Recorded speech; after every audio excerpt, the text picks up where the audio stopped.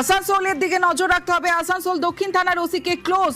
Vote পরবর্তী অশান্তির জেরে ওসি কে ক্লোজ। আসানসোল দক্ষিণ থানার দায়িত্বে বিশ্বজিৎ মুখোপাধ্যায়। আরো জানাবে দীপক, রয়েছে আমার সঙ্গে। দীপক, দেখো, ক্লোজ করা হলো আসানসোল দক্ষিণ থানার ওসি অনিমেষ দাসকে। তার কারণ জানানো হয়েছে, যা পুলিশ সূত্রে আমরা জানতে পারছি, কি গতকাল নির্বাচনের ফল প্রকাশের পরেই দিকে অশান্তির ঘটনা দেখা যায় এবং আসানসোল দক্ষিণ থানা এলাকায় একাধিক তৃণমূলের দলীয় কার্যালয়ে ভাঙচুরের ঘটনা ঘটে।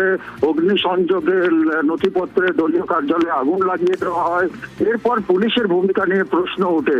যদিও যেভাবে সময় গড়াতে থাকে পুলিশের ভূমিকা সক্রিয় দেখা যায়, কিন্তু প্রথম দিকে যে ভূমিকা পুলিশের ছিল তা সক্রিয় ছিল না।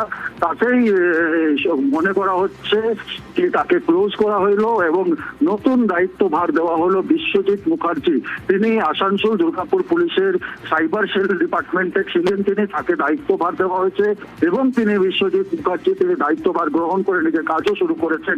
কিন্তু যেভাবে নির্বাচনের ফল প্রকাশের পর অশান্তির ঘটনা দেখা যায়, তারপর সেই কারণে কিন্তু যিনি দায়িত্বপ্রাপ্ত ওসি ছিলেন বিশ্বজিৎ অনিমেষ দাস, তাকে সরানো হয়েছে।